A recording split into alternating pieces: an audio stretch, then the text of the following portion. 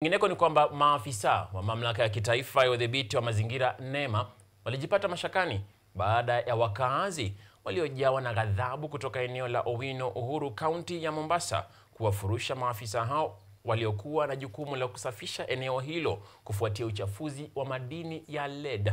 Wakazi hao aidha walisisitiza kuwa hawana imani na mamlaka ya NEMA kutekeleza usafi huo.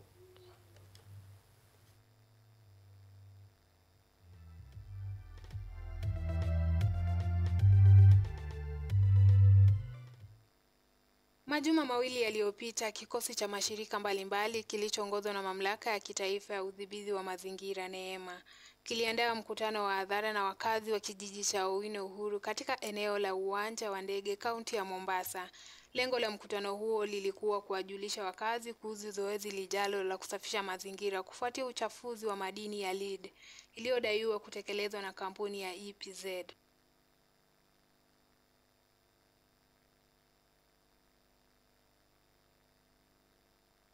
Ila juhudi za NEMA zimekumbwa na upinzani mkali, wakazi wakiwafurisha maafisa hao wakitaja kuwa hawana imani na mamlaka hiyo.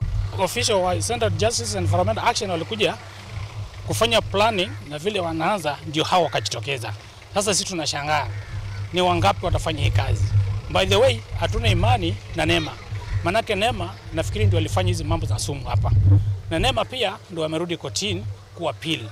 Na NEMA pia ndio wamederail from 2020 up to 2024 waamuzi umefanya hakuna kitu walifanya. Leo hii ndio tunaona wakija ati wanakuja kufanya kazi kutoka kwa court order. Na sisi wenyewe hawajatupatia hiyo court order. Sisi wenyewe watu wa Owino Uhuru tuna court order ndio hii.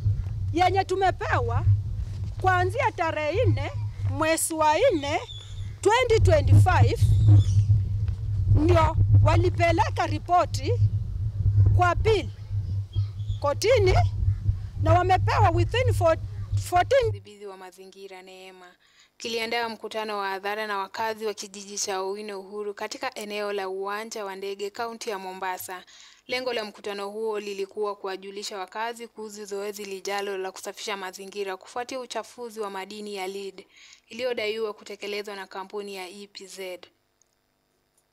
Ila juhudi za NEMA zimekumbwa na upinzani mkali, wakazi wakiwafurisha maafisa hao wakitaja kuwa hawana imani na mamlaka hiyo. Akizungumza kutoka ofisi za NEMA mjini Mombasa, mkurugenzi wa utekelezaji wa sheria wa shirika hilo, Robert Orina, alisema watawasilisha ripoti mahakamani na kusubiri uamuzi wa mahakama kuhusu swala hilo. Wakati tulikuwa na mikakati ya kusafisha mahali pale, vile tulikuwa tumepanga, ndio walienda court. Sasa na kesi wakati ilikuwa court, hakuna kitu tungeweza kufanya kwa sababu wangesema kwamba tunaficha evidence. So tuliachilia kasi ya court iendelee mpaka imalizike. Na sasa imemalizika, imepata wale wako na lawama, hata sisi tukiwemo, na imesema ya kwamba tufanye vile imesema. Na sisi kama watibu wa serikali ama wa sheria tunafanya exactly vile sheria inasema. Sasa wakitusuia kufanya vile sheria inasema, si tutarudi pale pale mahali tuliambiwa tufanye, tufuate vile walisema. So ndio unaona sisi hatuna shida yoyote na mtu yoyote. NEMA were asked to clean Owino Uhuru by the Senate, they refused. They were asked by Parliament, they refused. We petitioned them, they refused. So this is not the first time that NEMA is hearing about remediation.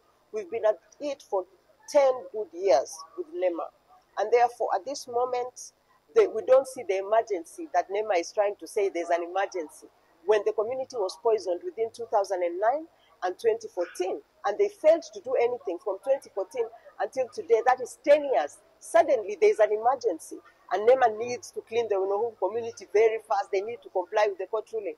That is not true. Hata hivyo, wakazi hao wamelalamikiwa kucheleweshwa kwa zoezi hilo, mazingira na kikosi cha NEMA licha uchafuzi mkubwa wa madini ya lead, na wamependekeza kwamba iwapo NEMA hawako tayari kutekeleza kazi hiyo, basi waruhusu kituo cha haki, utawala na hatua za mazingira CJA kufanya kazi hiyo badala yao. Rael Makona, KUTV.